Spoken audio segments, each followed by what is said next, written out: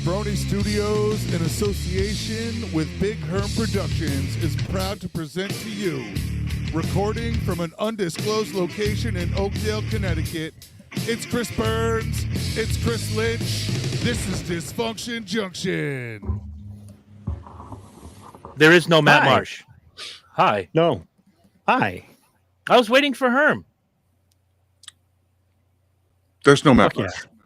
Okay, very good. Ladies and gentlemen, what do an X-rated coffee shop, a racist dead detective, a fight that wasn't, and A&E all have in common? We're going to Nothing, talk but we're about that shit. Fuck yeah! See, I beat you to it, but you can say it again. Ladies and gentlemen, boys and girls, children of all ages, strap in, motherfuckers, and welcome to Dysfunction fucking Junction. Fuck yeah. All right. Yeah. Chris Burns with me as always from the Catalina Wine Mixer, Prestige Chris Worldwide. Lynch. There you go. And of course, the producer extraordinaire, the man with no hair. Oh, hey, get back here. Get back here. Prestige Follow me. Worldwide. Hey, you don't want to look over there. You want to look at this beautiful face. Oh my God. Yeah.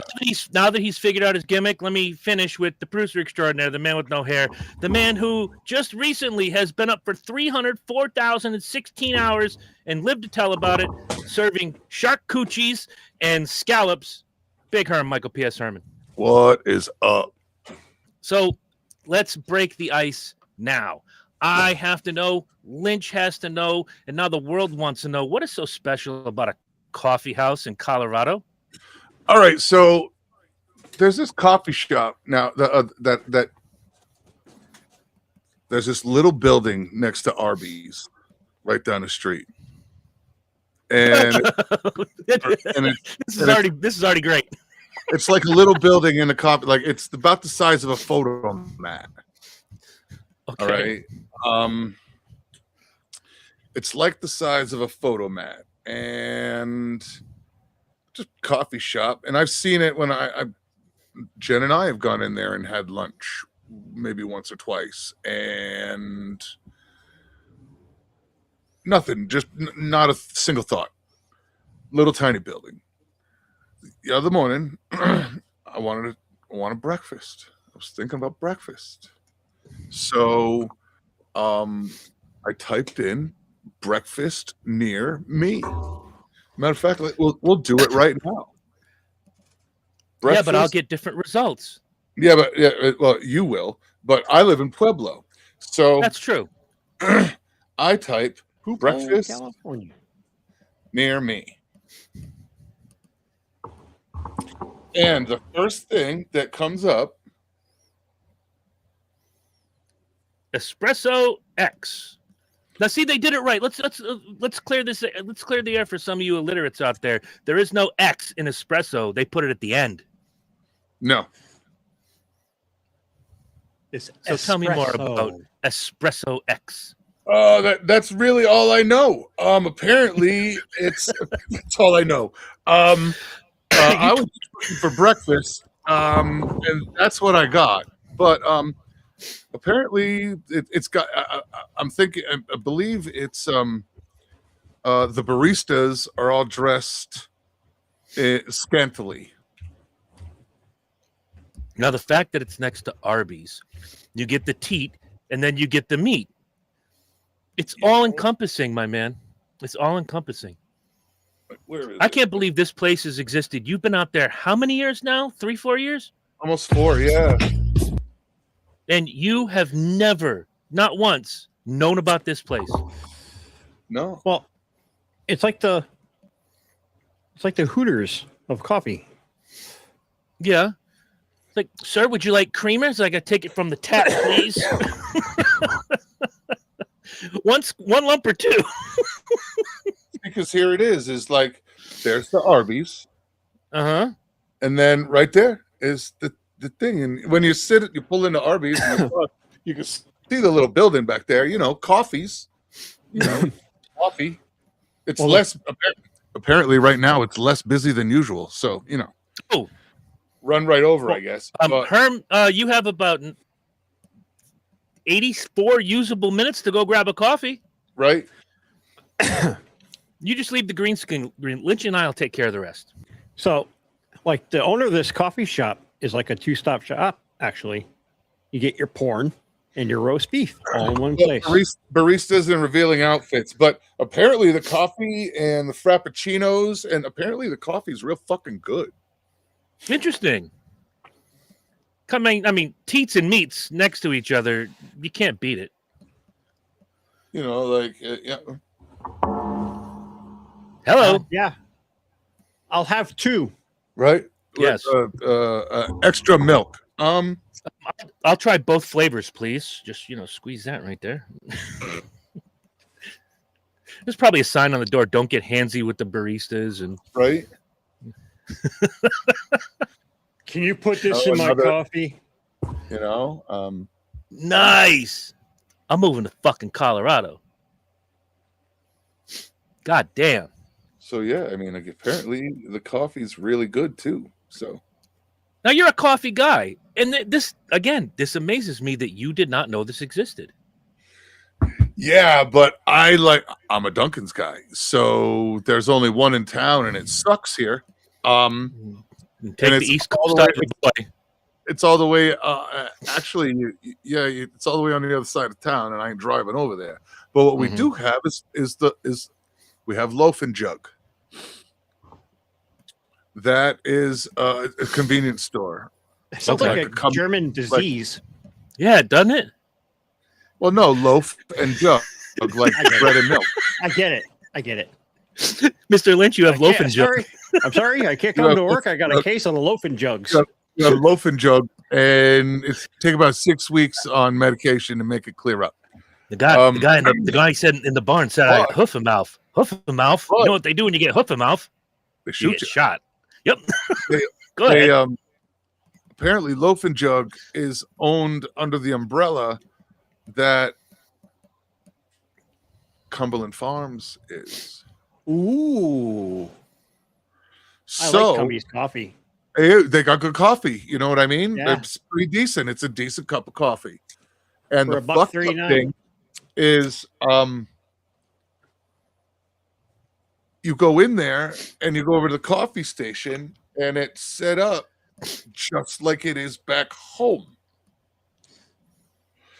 There's the cocoa and couple of the couple of different and then there's a cappuccino machine, and then you've got like the 1, 2, 3, 4 big brewers with the Colombian Supreme, the decaf, the dark, the regular farmhouse roast. Like, just it's all the same shit. It's all Cumberland Farms branded. The sugar and the equal and all of that shit is exactly the same brands as it is back home. So for me, it's like walking in and I'm very fucking familiar. So it's literally across the street from the house. I can throw a rock almost and hit the gas station. Nice. So I get coffee there if I stop when I'm other than that, I coffee at the house. So and it's kind of expensive. I don't do that expensive-y shit. So that kind of rules out that prissy drinks, and I'm not gonna go pay extra just to see it poured by tits. I can have my wife pour coffee. That's true, but like our mama's always said, got to try it once. You never know until you try. You have to go for us. Maybe full report. No, maybe about it. You get your narrow ass to the tits and grits or whatever the fuck, the Espresso X for science. Yes, it's for the children. Heard for the children. Yes. It's like Wu-Tang. Sorry. Espresso X is for the children. Learn to object to females. One dark roast at a time. One latte at a time. That's right. Where extra cream is like a dream. Is this where I come to get vaccinated for Loaf and Jug? Or the hantavirus? You guys got the Loaf and Jug vaccine here. You put it right in the time. All right. And all has to go directly into the penis. Correct. By mouth. Okay. All this time. Sir, I don't want you to give it to me. I want her to give it to me. All this time, I didn't know hentai had a virus. God love all you hentai fans who I pissed off. All 7 of you. I was going to say all 4 of them. Yeah, you all sick negative fucks. 4. No, I know a few. So I made do that I, joke on unfortunately. Facebook not long ago, and they were What like, is that? you Is know, that the Japanese octopus porn? that's Yeah, the anime basically. porn. Yeah, Yeah. yeah. I mean, I don't know. I Well, mean, let's well, let's wait, talk about that for a all right, minute. let's talk about Let's just that. fucking talk about that for a minute. I have no problem with this. All right, because Well, let's talk about it. I Because I actually do like it. have issues. Well, that's a fucking blanket statement, asshole. That applies Listen, on 74 outside of different the fucking fucking obvious. plateaus. All right. So now, many here's- fucking levels. Let him Here's go. my Let him problem. cook. Here's my first problem with Japanese porn. Okay. It is illegal in Japan to show male to female penetration without it being pixelated. If you see Okay. Japanese porn where you can see the P go in the V, it's bootleg. It is criminal to produce porn in Japan where you can see a male entering a female. Or it's But- made in Los Angeles. But it is perfectly fucking socially acceptable to draw octopuses shoving all 8 tentacles up some a Japanese girl's asshole and cum exploding out of her head. Hey, I'm all for it. You Dude, should see the food porn where- shit that where am I I'm missing? Where am I missing the logic here? Like, did it blow that out of her breaks eyes? my and fucking her- brain. Time out. Does it blow out of her eyes, ears, and mouth, or does her head like explode like scanners? Everything, all the Well, above. okay, but I mean, first of all, it's the Japanese, and they're kind of progressive with all of their art shit. But they have rules about honor and decency and shit. So I see neither of those qualities in porn, especially octopus but- porn. yeah, but you're not Japanese. We I are guess I hope Chinese, if not. you please. I don't know. I just find it very, very fucking weird. That's like they draw the line at male female pornography where you have to blur it. But if it's animated, it's no holds barred. And it's interspecies erotica kind of bullshit. I mean, it's not my thing, but also but it's not at all. we also used to watch Snow White and the Seven Dwarfs versions of porn cartoons. Oh yeah. And there was all I mean- you know what I mean? So I mean, I guess it goes more to their art forms than ours. I mean, I can see the connection there when you say that, because it's like a parody of the Japanese hentai porn. A lot of it is like parody of what these kids like think. It's all the extreme. Everybody's love, blah blah blah blah blah. So we can exaggerate the shit out of it. And we do the same. We do the same thing with our porn versions of like a Sperminator. Edward San Fernando Edward Jones in the Penis Temple of Poon. Edward Penis Hands. Edward Pump Penis Fiction. Hands. What was the Flesh other one? There was, Gordon. Forrest Hump. Yes, Yeah. Forrest Gump.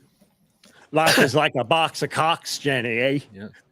The Wizard of Oz. Oh, wait. The Devil and Miss Jones. I'm sharing way too much with you people. He's got the I know you know what Pornhub that's music from. all queued Yes, up. it is. Yes, you're overmodulated. Yeah, I had to. that right? Oh, there we go. We went from, well, technically That's we're on better. the same subject. We went from Yeah. titties and coffee to Japanese octopus porn. I still, I still was the octopus. Was it like a full size octopus, or was it like one of them mini ones they make calamari out of? Does it matter? Yes, Does it really matter?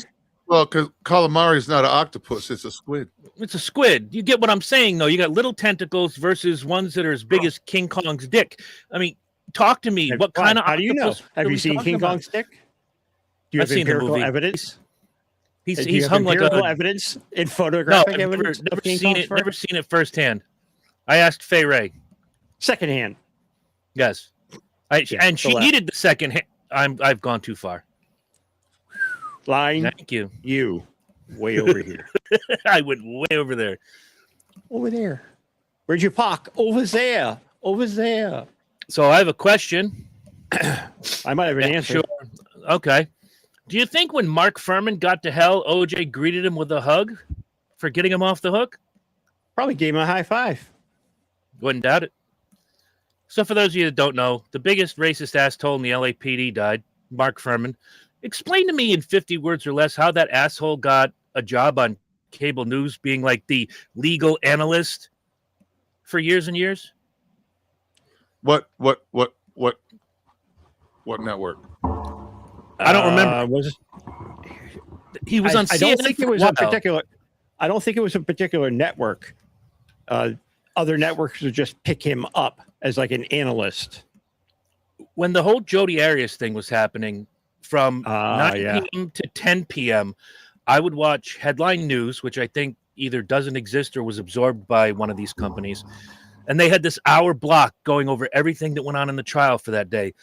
And they would talk to three people. Two of them are idiots, and one of them is Jeanine Pirro. So they had Jeanine Pirro, they had Nancy fucking Grace, and they had Mark fucking Fuhrman. Yeah. Yeah. This guy went through the ringer for being just exactly who he was, a racist piece of shit.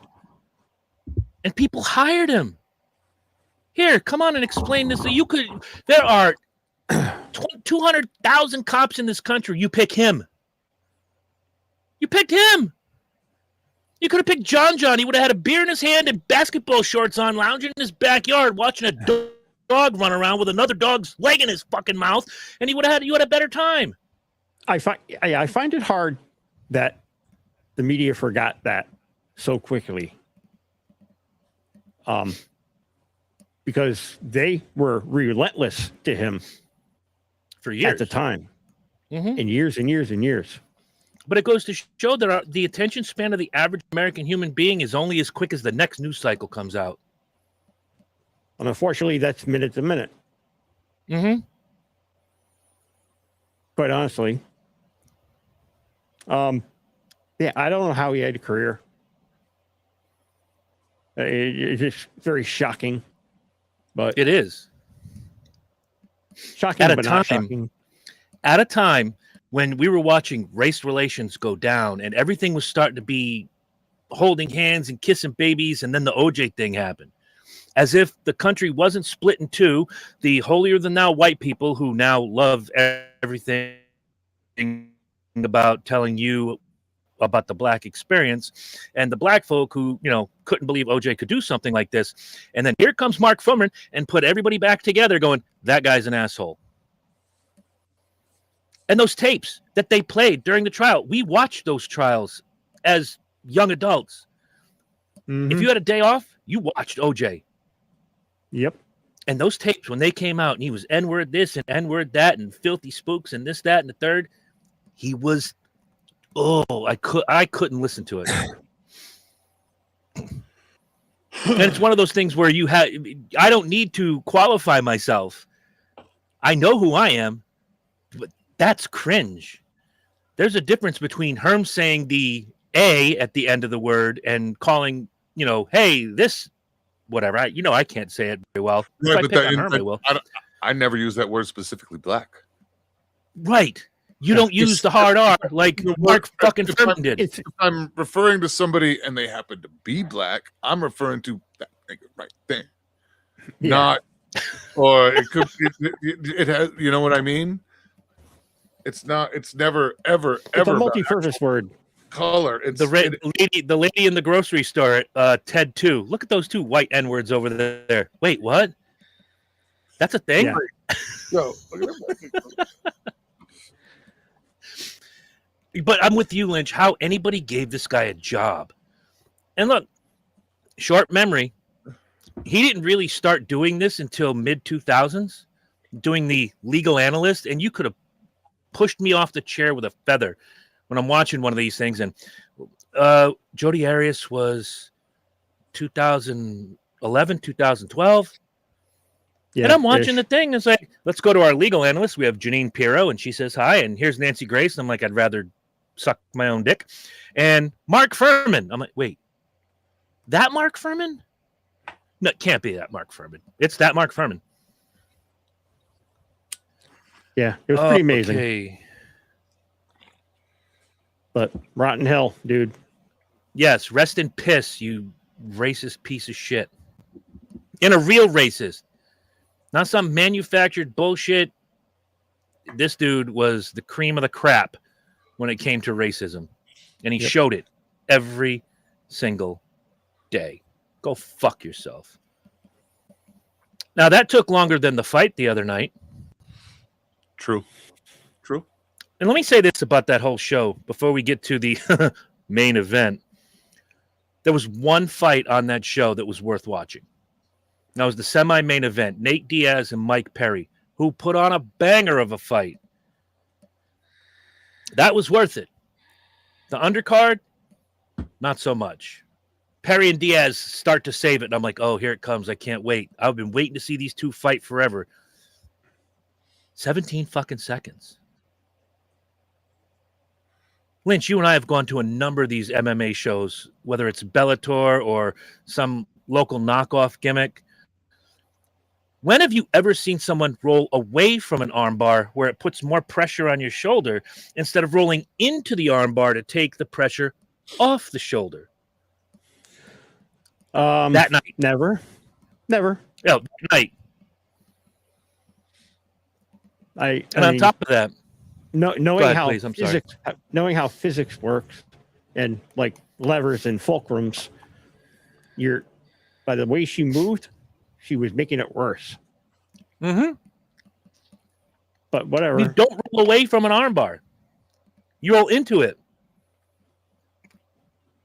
Yeah, because if you roll into it, you compact yourself, and if you can reserve enough energy for like a quick jolt, you can take the upper hand.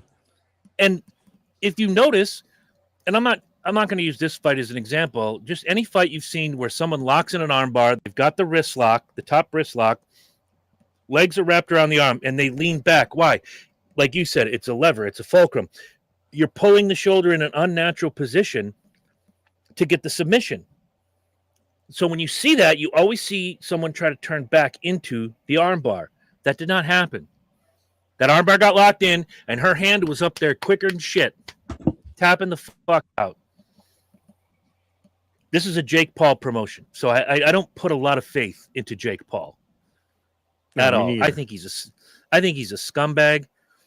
I think his brother is better off doing the pro wrestling bit and not getting involved in what Jake's got going on. At least Logan is entertaining doing what he's doing. I'll take the piss out of WWE in a few minutes.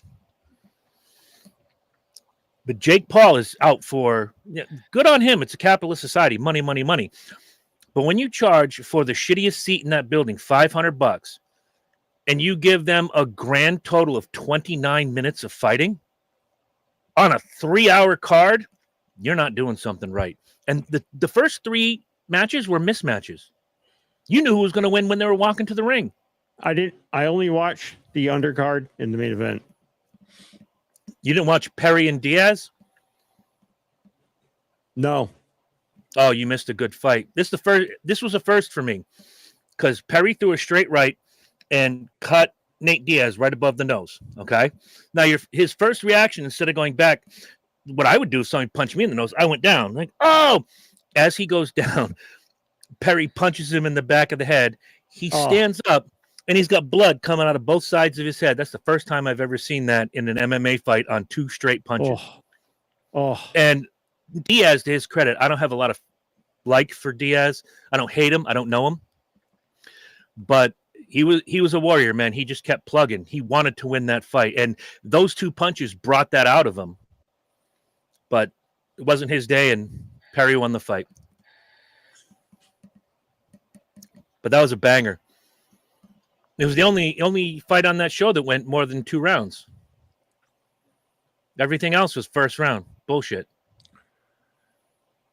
Go ahead, Herm. Yep. I can see it. I don't know why you're upset. I know where you're going, and I'm gonna write it down real quick before you say anything. How many I'm done writing. Go ahead. How many Tyson fights did we all scrape together? See, we're used to this. We know how this goes. How many Tyson fights did we scrape fucking back then? Back then, $70 fucking dollars, which is like literally having to pay $500 now to get a pay-per-view in your house. That was the equivalent back then. $70, that was a fucking car payment. One of the guys that I was talking to on the phone after the fight equated it. I said it to him like this. I said, I sat down, the bell rang. I went, psh! I looked up, and Carano's tapping out. Right, and if you hit that fucking beer real hard, by the time you put it down, missed the thing. What the fuck just happened? The stadium's clearing out. For real, like everybody's leaving. What the fuck? Ding, ding, ding! What the hell just happened? I'm glad I you only said went it back first. the next morning and went all the way back through and literally fast forwarded through everything. Got to the opening of the fight. I got to be honest. Gina did not look dialed the fuck in. She didn't look ready Did at all. not look dialed the fuck in at all. She came out there speaking on the When was way. her last fight? Rhonda came out looking like she was 10 ready years to ago. rip the fucking head off of pick any fucking 8 foot tall, 700-pound wrestler. She looked like she was ready to take that motherfucker on. Carano walked in there hopping and skipping like she was fucking Red Riding Hood. Goldilocks. To your point, How long ago, Chris? Carano's fight was last fight was about 10 years ago. Right. It's about It's a not decade. more. Watching her training montage, it looked good. Kind of like when we watched the Tyson fight. How come we didn't get an ass shot in this fight?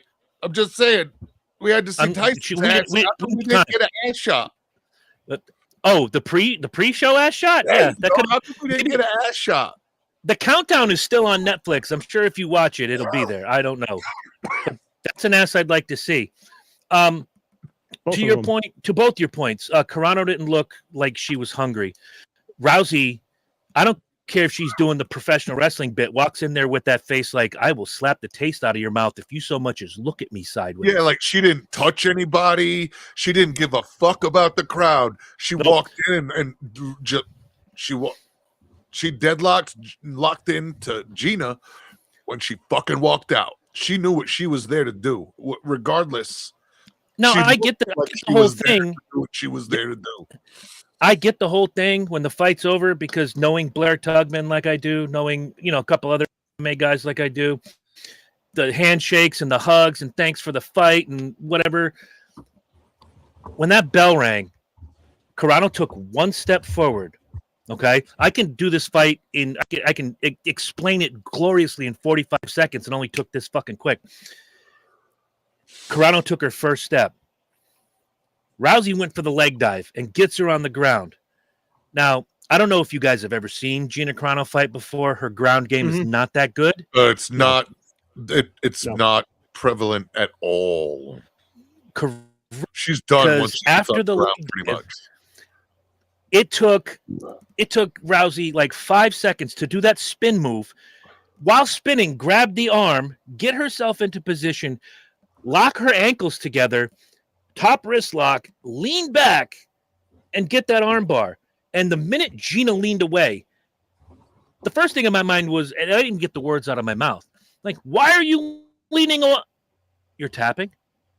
It was like that. I'm trying to be a coach. Don't lean away. Match is over. I think it was rigged. Personally, I think the whole fucking thing was rigged. They both walk away with 1.5 easy. Rousey will make more because of the win and get little bonuses and happiness. That whole thing, that stunk of pro wrestling. Almost that entire night stunk of pro wrestling. Well, it's inevitable, Chris. All production.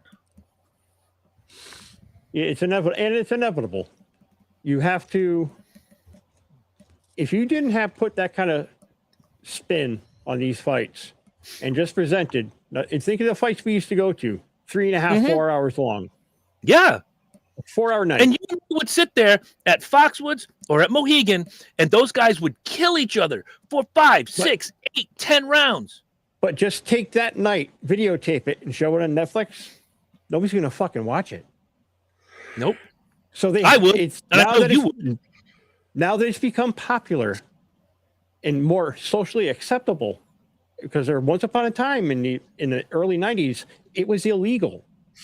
Yeah, it was like cockfighting. So once it became legal to do in the States, it very slow growth. And then like 2000 came and boom, it was a big boom of MMA.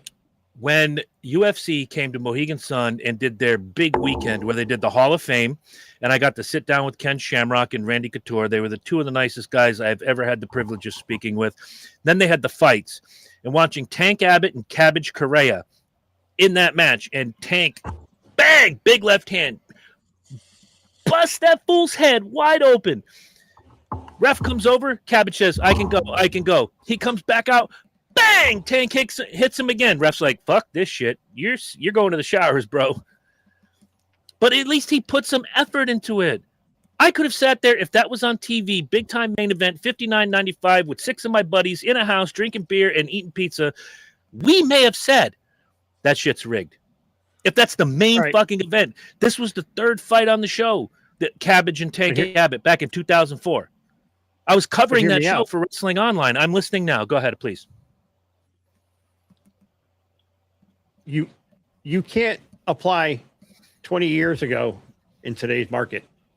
No, you're right. Because look at what it's becoming. It's becoming the WWE. Mm-hmm. Which, you know what? That's fine. I'll still go watch the product. Mm-hmm. If I happen to come across tickets, hey honey, you want to go out? Or Burns, you want to go? I'll still buy the product. But it's how you sell it. And to do it for free on not free, but if you already have a subscription, you're not paying anything additional? No, it's the same $21 a month that you're paying for Netflix. I'll invite my entire neighborhood over.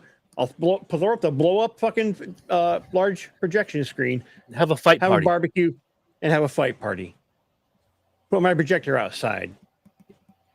It's the fucking Oakdale block party for this fight. Kind of like Mark's Man Cave when we go and watch NFL football, and you've been there. Yeah, exactly. It's a little mini sports bar where it's like Cheers. Everybody knows your name. Everybody's there for the same reason. You're having a good time. I had the opportunity, and he doesn't want me to use his name because he's got shit going on with WWE. We talked about 2 things this morning. We talked about the Rousey Carano fight. We talked about the A&E documentary that I'm about to lose my shit over in about 10 minutes. He said, I watched that fight and it looked more WrestleMania than WrestleMania. The lights, the music, the pomp, the circumstance. Yeah. And you're right. Every time I watch one of these UFC fights or this Jake Paul production, look at the Tyson fight. Remember how Tyson used to walk out? Just Mike Tyson, no music, 6 dudes with hoodies walking him down to the ring. He had the hype man in front of him with all his belts, and Tyson stared straight ahead. Did not. No smile, no reaction. Nothing. Look at how he walked out for the Jake Paul fight. He's smacking hands and kissing babies, and when he got into the ring, he put on the Tyson face. But on the way to the ring, he was basically fucking Marty Jannetty. Yeah. He was Tito Santana, but darker. Right. No, and that's what I'm saying. You gotta play it up, man. You want to play the game? You gotta play the part. And to be honest, I blame 2 people for that because UFC used to be, yes, there was lights and there was music and there was, pomp and circumstance, but Dana White has been so far up Vince McMahon's ass for 25 years. And he took a lot of that production value. And now that the 2 companies are merged, TKO is the parent company of both WWE and UFC. Yep. Of course they're going to borrow from each other. Why wouldn't you? You didn't need a storyline to understand why Ken Shamrock wanted to beat the shit out of Hoist Gracie. Now you need a 4-minute video package to explain to you why these 2 want to fight. We want to fight because we want to make money. We want to be the best at what we do. That was the storyline back in the day. Right. For UFC, anyway. Now somebody has to have had sex with someone's mama and killed their dog in a vicious manner, and that's why I want to get them in the ring. And that's why I kicked your leg out of your leg. For Herm.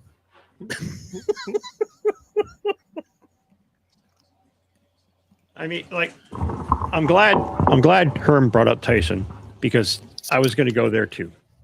Mm-hmm. We should be used to that. Now, I'm gonna play the privileged white kid role here for a second. Mm-hmm. I used to see all those fights for free because my dad had the big satellite dish, and he could catch the wild feeds. So my house was popular with on Tyson Fight Night. We had Mike Coons. But even still, a bunch of my dad's buddies who like boxing or, my friends would come over. It'd be like a party. Sure. Just imagine the Super Bowl is over in 5 seconds. Yeah, that's bullshit. Right? Same thing with a Tyson fight. But here, let me give you the counterpoint to that. The first time it happened, you're like, motherfucker. You're like, damn. Second, third, fourth. By the fourth time, you're used to it. But that's one man. That's Tyson. It wasn't an entire show with first round gimmicks.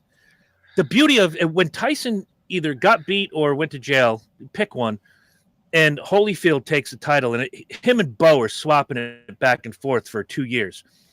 Those fights went long. And then you throw, what's his nuts in there? Razor Ruddock. Those fights were wars. It was like watching a Rocky movie with 2 Apollos or 2 clubbers. And those were wars. Tyson was the outlier. Yes, he would finish a fight in 90 seconds or less, but he's one guy. This wasn't a whole show of it. Tyson was the outlier. And you knew after like the second or third time he'd done it, if you blink, you're going to miss something. You have to be glued to your television when a Tyson fight is on. I mean, the first time it happened, I was like, what the fuck, man? This is bullshit. I remember who was the first one. It was I don't remember. Big name too. Yeah, I don't remember. But he laid out Burbick in 93 seconds. Holmes, he beat the shit out of Holmes in like a minute and a half, 2 minutes. Yeah.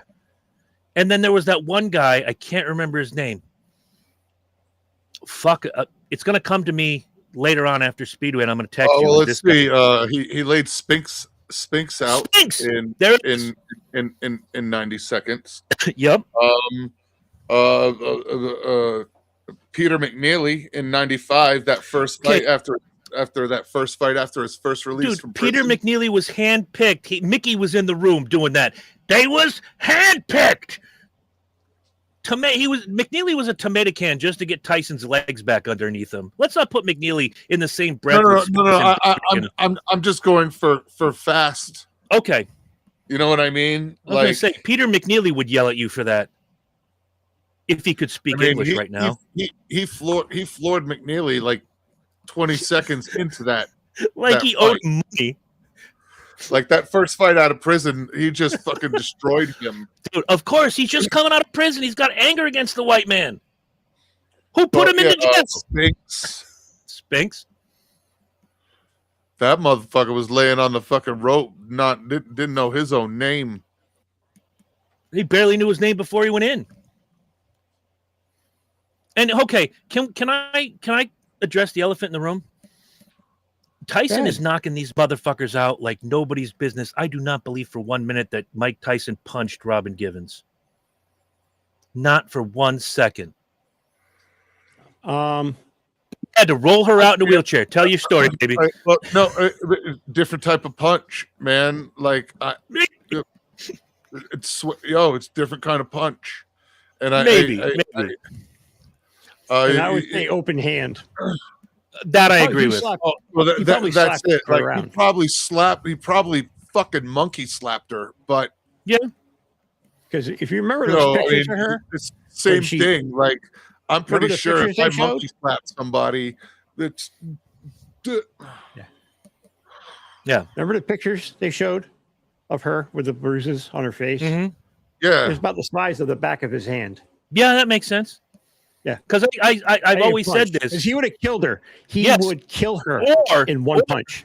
Or she'd go do that Barbara Walters interview in a wheelchair. Go ahead, baby, tell your story.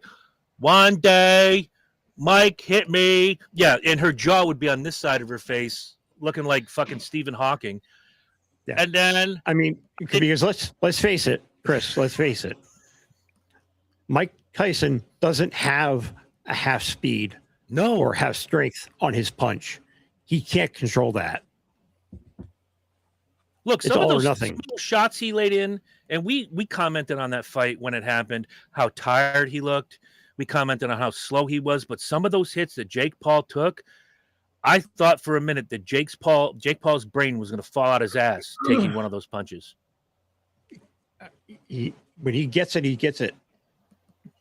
And he does that thing when you see him our drop age, his for Christ's shoulder. sake. Yeah. And that thing he used to do where he's in position, he's throwing the jab, he's throwing the hook, and when he drops that shoulder and he's loading up that right to come up, and the one he knocked the shit out of everybody with, except for when he did the complete right cross. Yeah. That uppercut sent more guys into retirement than Social Security. True statement. True statement. This fight, I'm glad I didn't pay for it. I mean, yes, I did because I subscribed to Netflix, but I also watched Small Town Murder. By the way, congratulations to the boys. The show is doing well on Netflix. Hope you're watching. All the way from the darkness of Down Under, it's Kahuna. Hey, what is up? Forgot I didn't have that up. If I were somebody that were if that were a pay-per-view and you have 5 fights and 4 of them are first round bullshits, I'd be much like we used to do when we'd go to Bellator. How many fights did we see? Like 12. 5 would be on the main card. And if you're watching at home and everything gets over, lickety split, they're showing the undercard on television.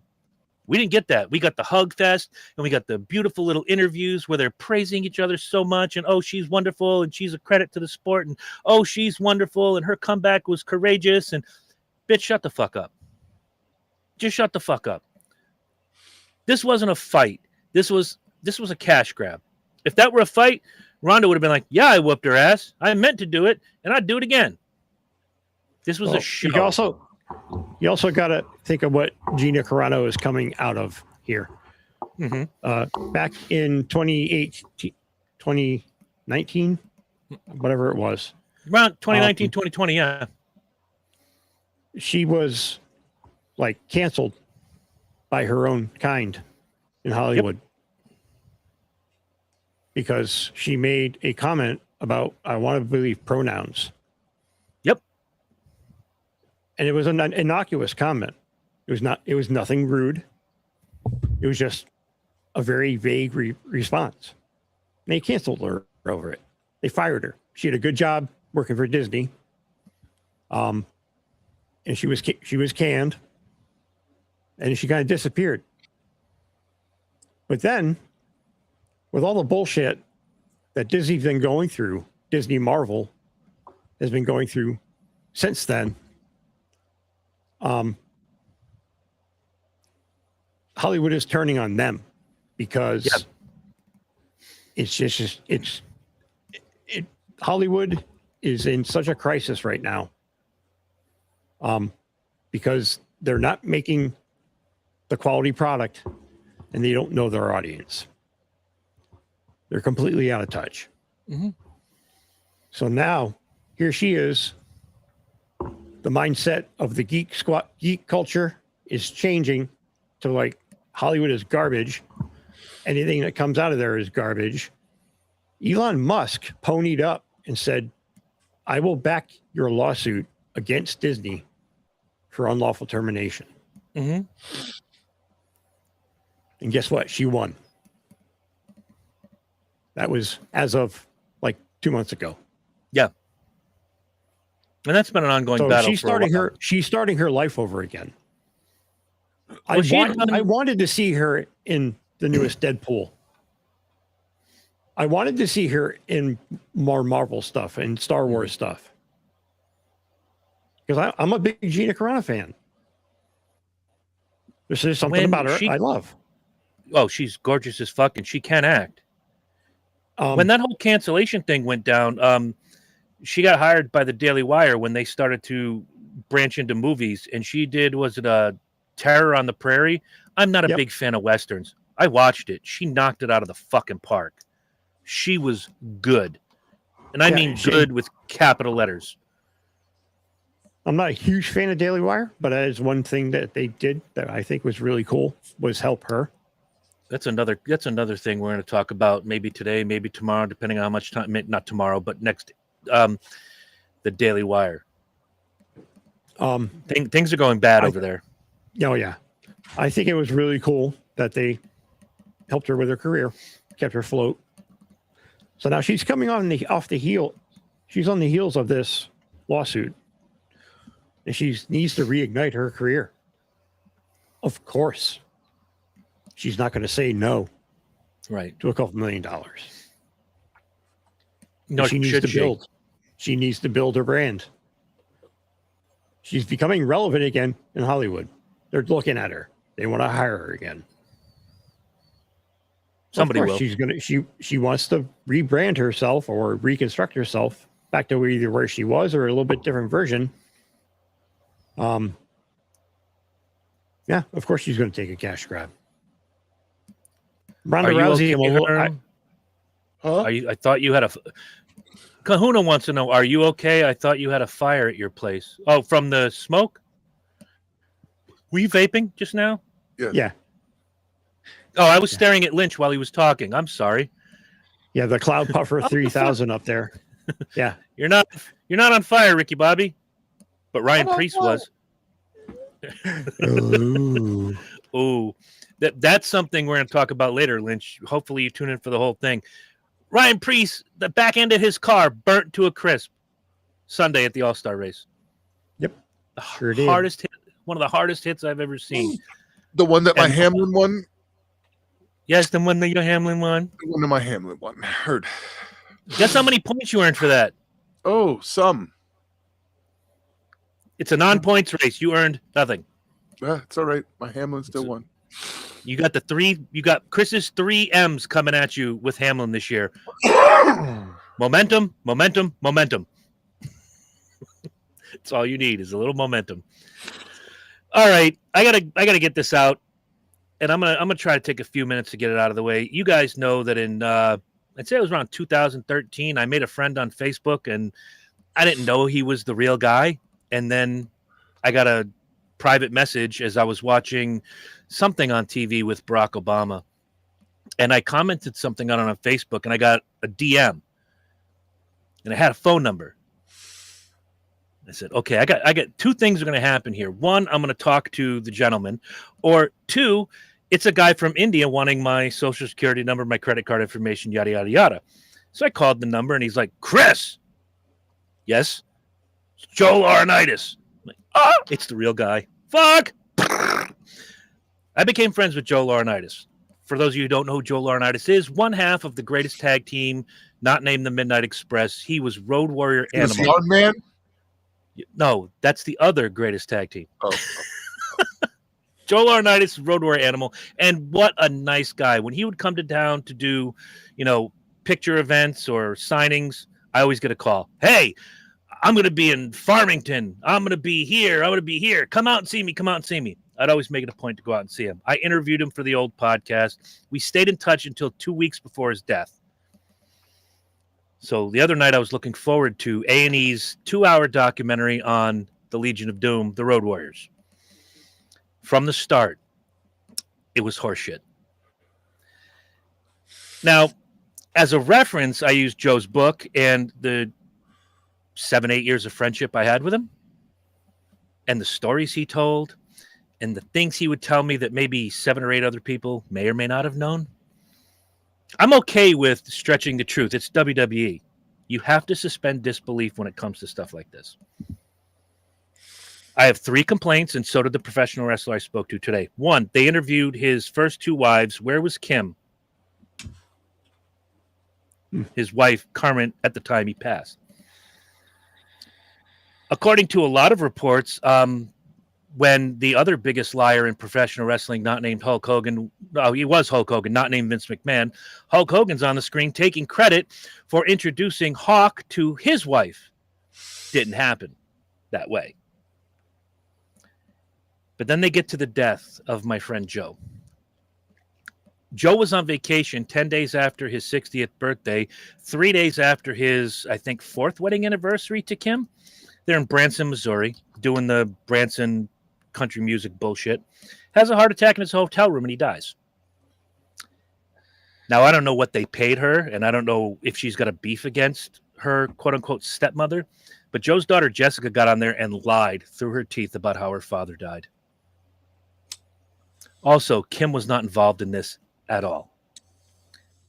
This was disgusting to watch. And I understand it's wrestling, okay? We can paint the picture however we want. Hawk is dead. Animal is dead. The fact that Paul Ellering sat there, the fact that Jessica Laurinaitis sat there, and others who claimed to be friends lied consistently over and over again, I was disgusted. I'm not going to watch these documentaries. I watched the two on the Von Erichs. Everything was factual based on what I know. The one on the Four Horsemen, I've never read into the Four Horsemen, but I was a big fan. So I took it at face value. I knew Joe Laurinaitis. The gentleman I spoke to earlier today was on the road with Joe Laurinaitis for 5 years and traveled with him.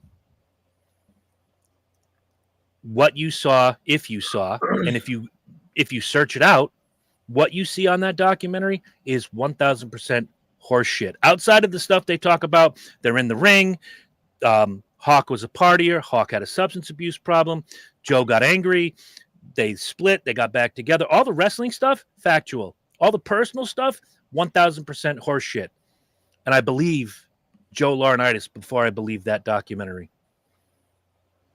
I was disgusted. And I hope... Go ahead, please. I'm sorry. It's amazing when you have insight and context. Because think about how many documentaries you and I have watched. The three of us have watched.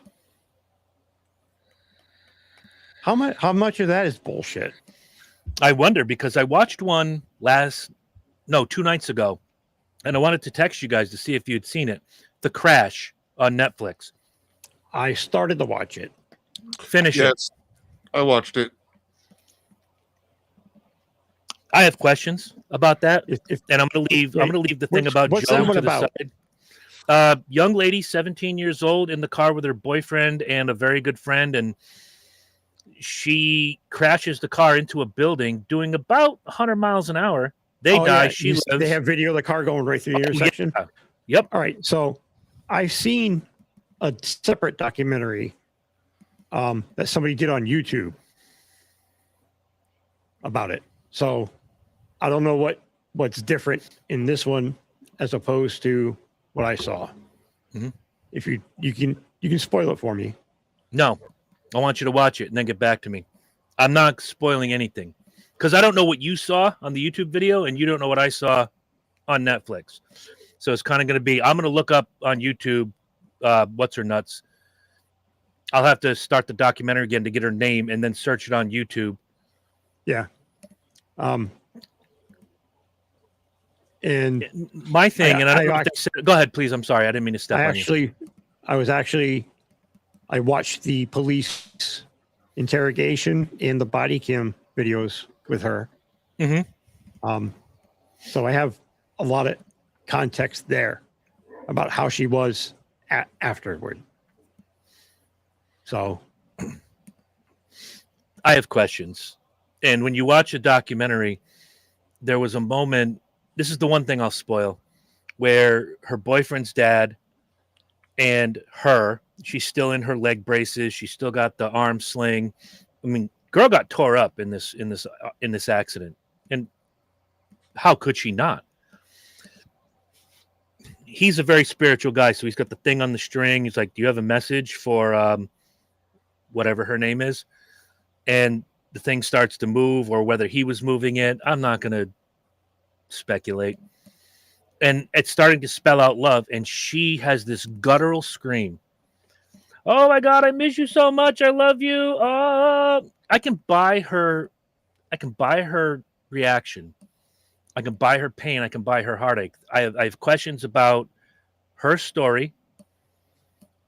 I have questions about what she does remember, what she doesn't remember. I can buy a lot of it. I haven't reached out to any cops that I know that have watched this documentary to see what they might think. But then again, cops are a cynical bunch. I think You know? I think she did it intentionally. 100%. I'm leaning that way. I'm leaning that way. 100%.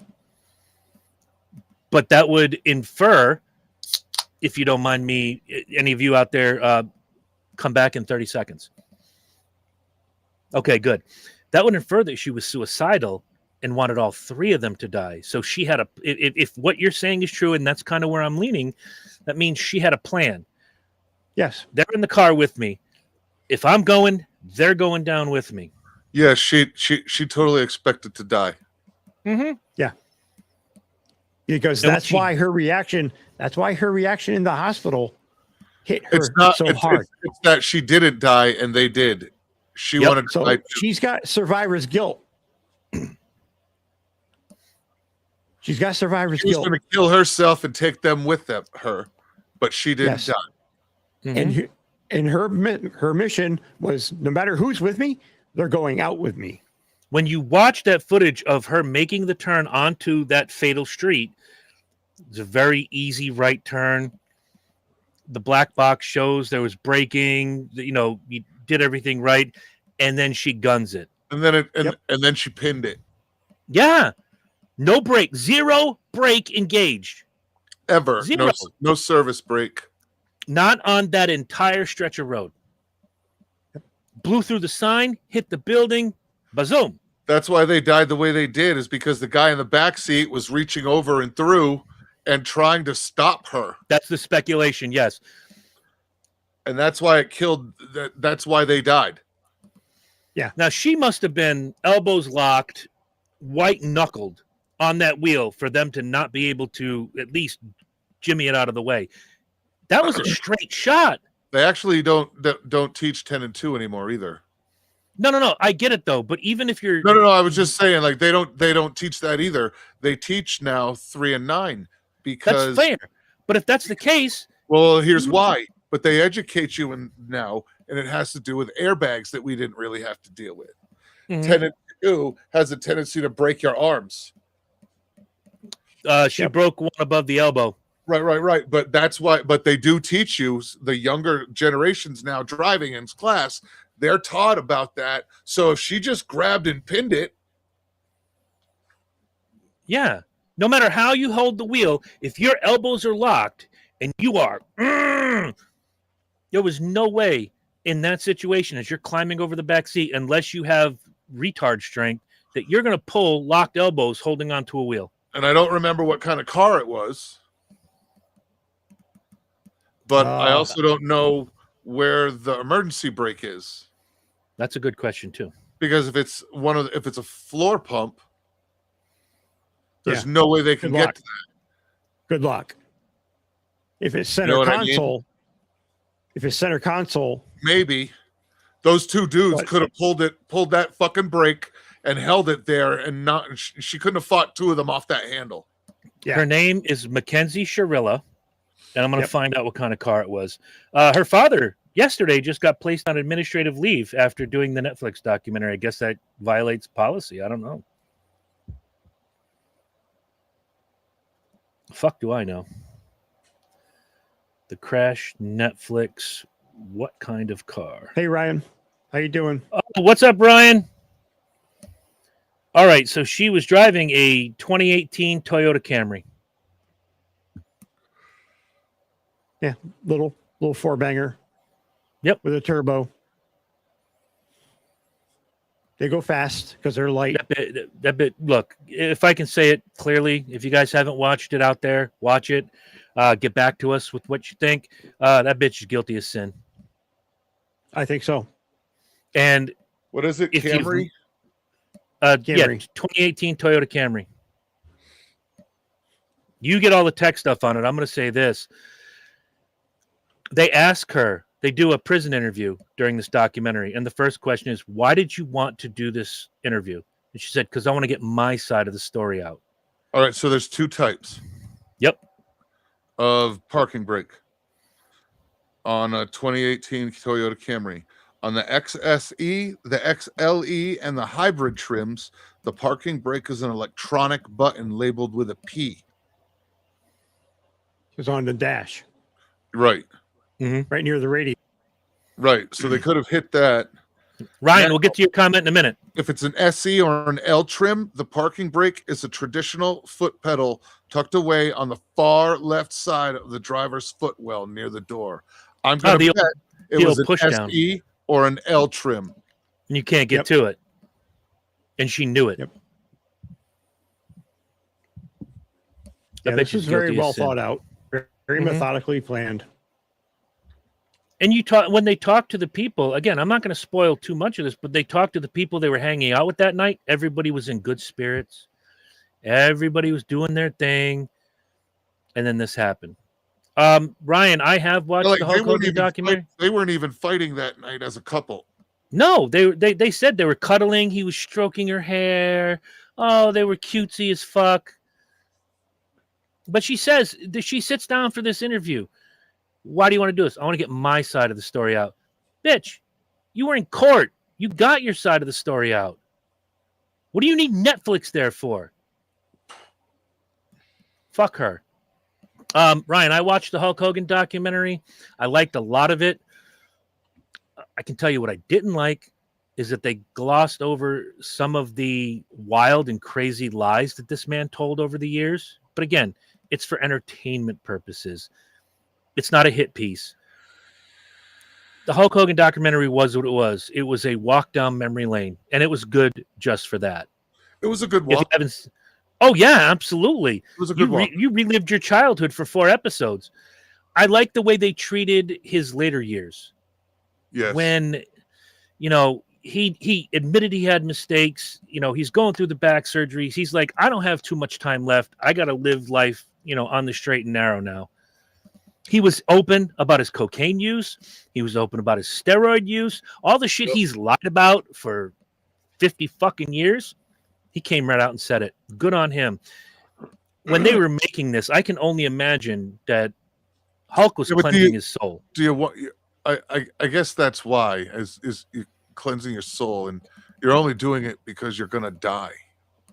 I don't think he knew he was going to die, but I think he knew, look, I'm 70. He died at 71. I think he knew he wasn't long for the farm. Correct. Mm-hmm. Dude, when I reach 70, I'm counting every day as a blessing. I'll be like, made it again. Made it again. Made it again. Same. But for me, it's a matter of I try to live my life. I do that now. And I can understand. And do that now. While I can fix shit that's if it's really important. You know what I mean? I understand where he is, but also I'm gonna die soon. I should probably, try to get right with God. You should have got right with God long ago in that sense. And I'm not even pulling God or anything religious into it. I got you. What I mean by the term. You know what I mean? You need to get yourself right with God. And, right. And put all of your ducks and shit, but I don't know. Unfortunately, he fucked up a lot and did a lot of fucked up shit that he had to deal and that he really I took a couple things away from that documentary. One, the fact that his ex-wife, they went through a brutal divorce. His ex-wife participated, and she said so many nice things. The first wife was brutal. The second wife, not so much. Was no. The first wife was when Linda told the story. This is how we met. This is when we got married. We built this life together. We had 2 kids. Then he started to fuck up tremendously. Then she fucked up tremendously. She was open and honest throughout the whole thing. I gotta give her credit for that. Then when she decided I can't fuck up like this anymore. Yeah. Then she got right. Right. Off topic, same topic.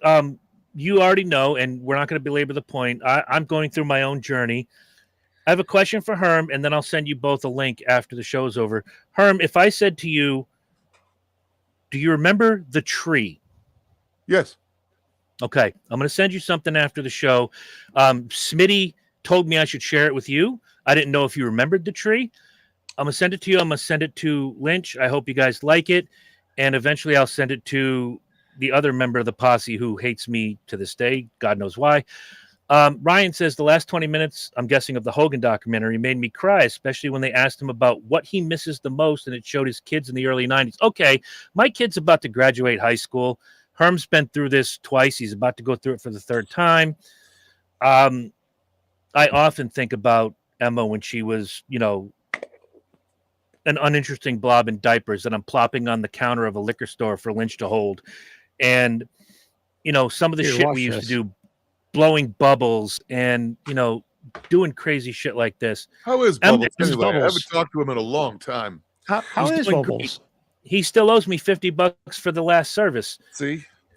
Regardless, I mean, he has a tab, and he's usually good about paying it. She's asked me, "Are you going to cry?" I said, "I'm going to tell you when I'm going to cry." It's the same thing that I do every time I go up there. I'm going to go. I'm going to watch her graduate. Yay! Then I'm going to go to the party. Yay! Then I'm going to go back to my hotel room. I'm going to sleep it off. Then I'm going to wake up. It's Father's Day the next day. Her and I are going to go out to breakfast. We're going to hug and kiss like we do. I'm going to get about 40 miles down the road. Then I'm going to cry. And it's the same thing every time. And she tells me every single time, "Are you going to cry?" "No, you're lying." Like, "How long?" She goes, "I don't know, half hour, maybe." She knows. She gets it. She knows I'm going to stand strong and be dad and yes, and good and great and I love you and stuff. And I'm going to get halfway down the road. Yeah. But yeah, It's funny. It's funny how and when it hits you. Yeah, and I've been preparing for this for a long damn time because I knew it was coming. Room is booked. Okay, funny story because I can talk to my kid like this, and I'm sure Herm's talked to his kids like this, and I'm sure, Lynch, if you had children, or you could probably talk to Emma like this for all I fucking know. She said, "Did you book your room?" I said, "Yep." Said, "I booked a place at New World Inn, and I got the king-size bed and a balcony. In case I meet some hoes, I want to look classy." She's like, "Dad, no hoes this weekend. This is my weekend." Like, okay, no hoes.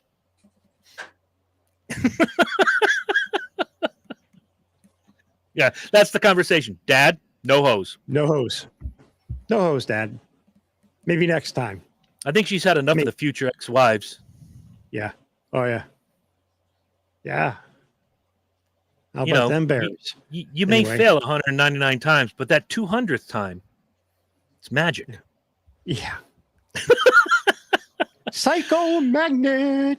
All right. Anybody got any quick hits this week? Hot takes, or as Lynch likes to call it. I'm glad that guy in Norwich got fucking a little bit of accountability. Yeah, that came to me late. You had sent me something about it. So I looked it up independently, and then 6 hours later, the cops get him. Good.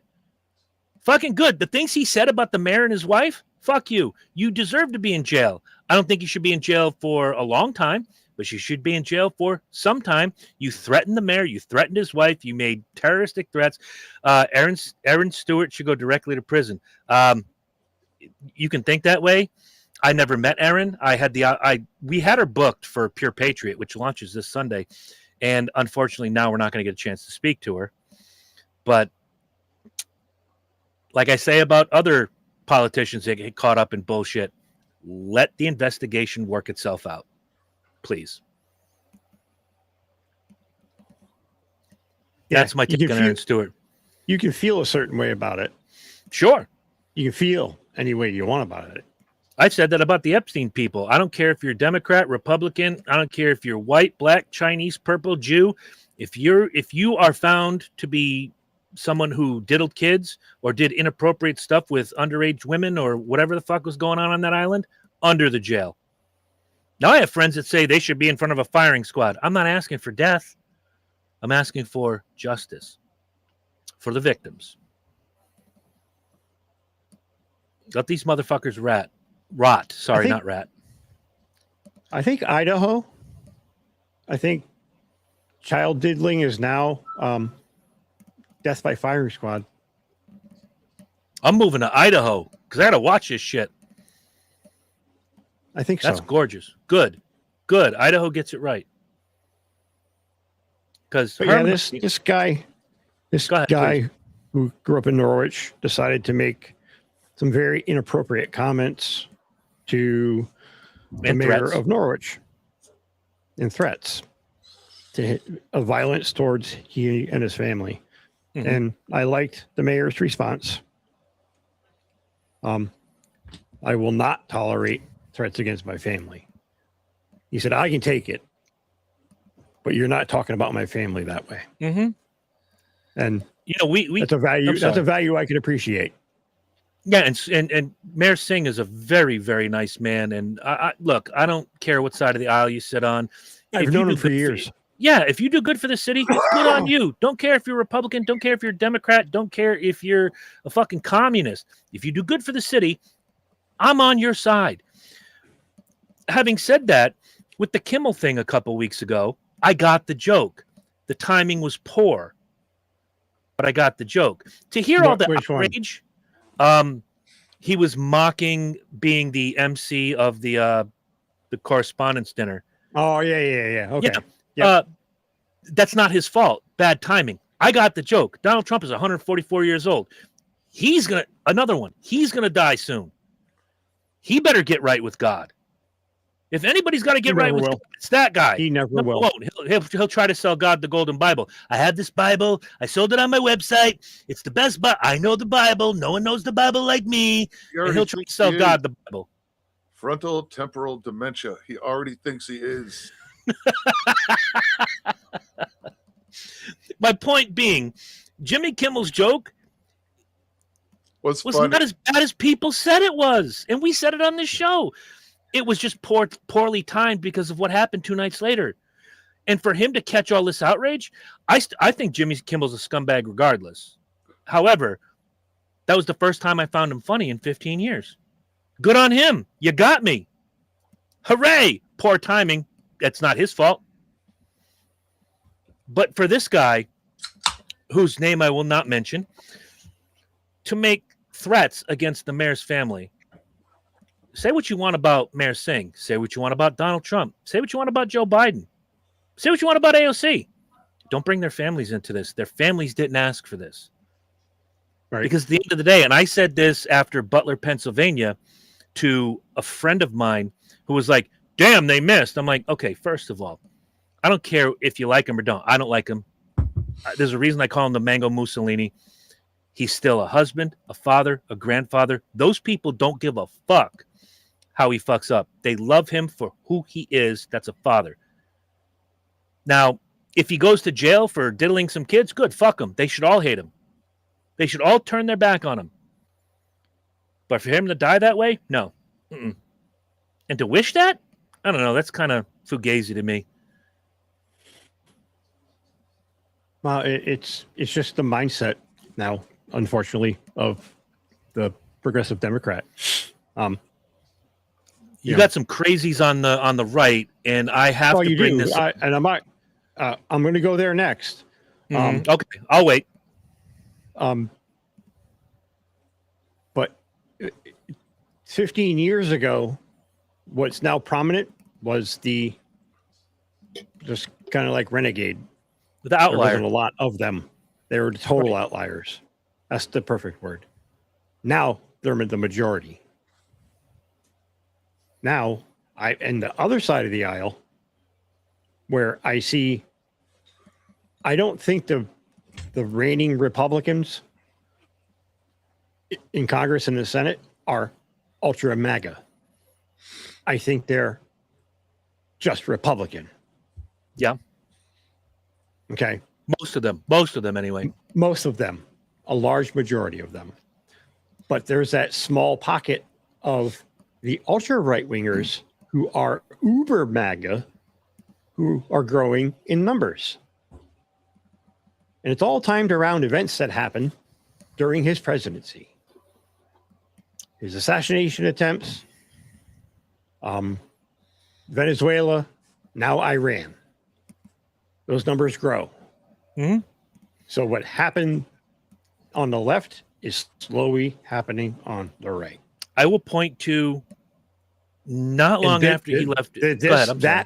That is where it's going to get really fucking dangerous. Yep. When Joe Biden left office and Donald Trump was reelected, and a few weeks later, we got the word that Joe Biden has cancer. One of the first things I did was, I didn't post it on Facebook. I sent it to my Democrat friend. And I honestly believe this. I'm like, you know what? God bless Joe Biden. Speedy recovery, if there's a recovery. Dude's 112 years old. No, he's older than Trump. He's 154 years old. Trump's 144. Speedy recovery. I hope your days left. I'm not wishing death on him. Hope you're comfortable. I hope everything goes well. You know what I heard from crazy MAGA types? Good. Fuck him. I hope he dies. Bro, you just got through last summer pissing on people for, I can't believe that they can't aim right and they didn't hit the president and they killed some poor firefighter. They should have hit the president. The hypocrisy, two sides, same coin. And I said this on my live feed a couple nights ago. You were watching. Lynch, you were watching. The far left and the far right are two sides of the same coin. They're just not smart enough to admit it. Or too proud to admit it. Exactly. Whereas you get sane Republicans, sane Democrats, like Caleb, who will be coming on the show, like Brandon, who will be coming on the show. Brandon's local, by the way. He's running for the Montville Ledger Norwich district for some sort of thing. I don't know all about it, but he's also helping with the show. So thank you, Brandon. You can't be a hypocrite. And if somebody points out your hypocrisy, own it. Own it. We have all, three of us, said some fucked things in our lifetime. But the beauty is we all own it. Yeah, I said that shit and I stand by it. But none of us, I don't think, has ever wished death. Bodily harm? No. Maybe. Fleas in your crotch? More often than not. You know. Well. Big Herm. Fat Matt is on this show tonight, and he'll be on the other show later. Wow. Fat Matt is saying hello to you. What Herm, up? say hello. What up? What up? Fat Matt is still trying to get me to Pocono. That might happen someday. But yeah, I don't recall any of us three, or even Marsh, who just kind of eases through life like the guy from Dazed and Confused. You know why I like high school chicks? I get older, they stay the same. Yeah. That's Marsh in a nutshell. But I don't think any of us have ever said anything that might get us on an FBI watch list. In our private chat, yes. Herm says this all the time. This is what's going to get all of us a knock on the door. Mr. Burns, I saw what you said. Fuck! I thought that was a private chat. No such thing. No such thing. No such Everything's thing. collated and quantified. Yep. It's in the algorithm, in the cloud. Yep. So the mysterious cloud. If Marsh ever finishes his gimmick in his yard and comes back to us, I'm telling you, he's only doing that work on Tuesdays. I think so. I honestly think that. You know, fuck those guys. That's what I'm saying. Like, no, I'm gonna do yard work. I'm just telling him I'm doing yard work. I'm gonna do yard work. I think next week we'll do one of Herm's favorite things in the world. If you guys are interested, marry, fuck, kill. Oh, ooh, yeah. Get your lists ready. Ooh, yeah. I was thinking about spicy. I'm here for Herm, not you, Chris. Pocono, Nickelback, and Forrest Gump. I love Forrest Gump. What are you talking about?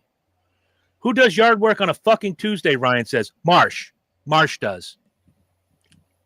You're here for Herm. You wouldn't have known Herm was here until you clicked the link, you slick willy motherfucker.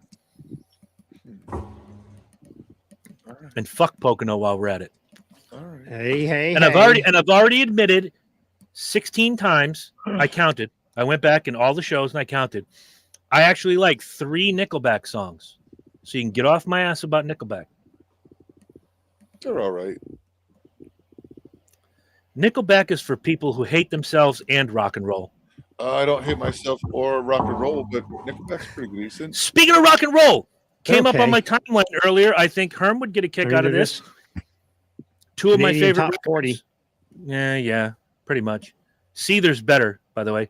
I do landscaping and I do yard work Monday through Saturday. See, Ryan, there you go. Fat Matt got you beat. May 19th, 1992 and May 19th, 1993. 2 records by my my favorite band came out a year apart. 1992, this was the day that Revenge was released by Kiss. A year later, Alive 3. And I beat Herm to death with both of those albums back in the day. Yes. And they were great fucking records. The last great Kiss album was Revenge. Easily. Everything after that was like going through the motions. I could stand for that. I could stand by that statement. I know it's... Welp. Don't say May 19th towards Kane. Oh my God, you remember that shit. That's an old wrestling gimmick. It's Chris's secret favorite band. Ryan, I've never thought I'd say this to you. And Herm's not going to hit the button because he likes to watch me squirm. But you're banned from the show forever. Get out. Just kidding, Ryan. You're a member of the family. You can do that.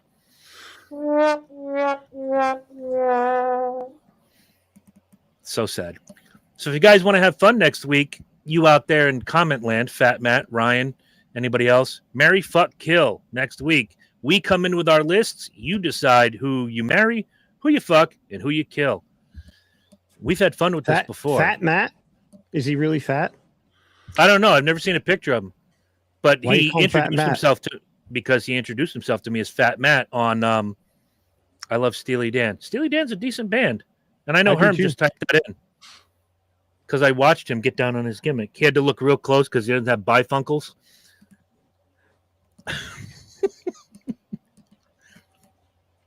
Where were we? Oh, yeah. Marry, fuck, kill. Got to get my loaf and brew or whatever the fuck it is. Loaf and jug. Loaf and jug. Loaf and jug. You have to get your vaccination. No, we also have Come and Go, and it's spelled K-U-M. Yeah, I've seen those ads for them. Go. Yep. Come and Go. I know a chick like that. I used to visit her quite often. I remember seeing a Facebook short. It's a guy coming out of a come and go, zipping up his fly, and he looks at the camera and goes, "Not what I thought it was." Yeah. They've been rebranded, but they were a thing. They were Come and Goes. They're now Mavericks. Yeah, I like the other name better. Yeah. You come here. Right? It's a picture of a face. Loaf and jug. You come here, convenience store. You got loaf and jug? Yeah. You know what happens Yeah. when you get loaf and jug? They shoot you. Dick falls off. Stop it. You peck it, get purple and shriveled like a raisin, and it falls off. Leprosy and syphilis you just described, not loaf and jug. Hey, whatever. That's a t-shirt, by the way. I got loaf and jug. I listened to Dysfunction Junction, and all I got was this loaf and jug T-shirt. That's it. On the back it says unvaccinated and proud. The marketing just writes itself. You got it. All right. I'm tapping out like Gina Carano. I got to go feed the cat and get ready for Speedway Review, talking all things Dover. Good shitty truck race, good Xfinity race, and then the All-Star race. Lots of hard hits, lots of crashes, and not the loaf and jug. Yes, the loaf and jug. Ryan coming in a little bit late on that one, but that's okay. We had everything you want, plus a preview of Charlotte, which a couple of friends of mine are in Charlotte right now, getting ready to go to the race. And, of course, they're bringing back koozies, because that's what I asked for. I have a koozie problem, guys. I need to go to Kooziesaholic. MFK, Jessica Simpson, Salma Hayek, Kate Beckinsale. Okay, we can take 2 minutes. Start with Lynch. I'm going to marry Salma Hayek. I'm gonna fuck Kate Beckinsale. I'm gonna kill Jessica Simpson. Ooh. I'm going a different route. I'm marrying Kate Beckinsale. She looks like she would make a fantastic wife. I am fucking Salma Hayek, like nobody's business. But yes, I'm killing Jessica Simpson. You don't know what tuna is? Get out. Herm, close it out. Who you got? We're gonna marry Selma Hayek. We're gonna fuck Jessica Simpson, and we're gonna kill Kate Beckinsale Why?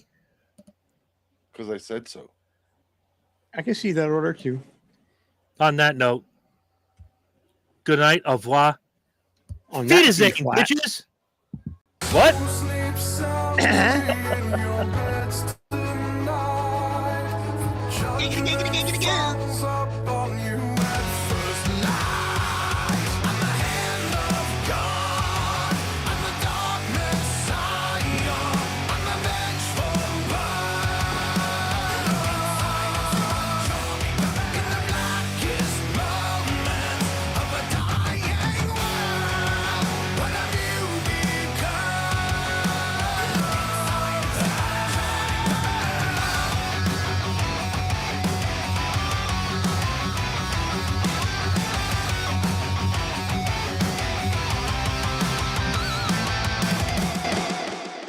Do you or someone you know have loaf and jug?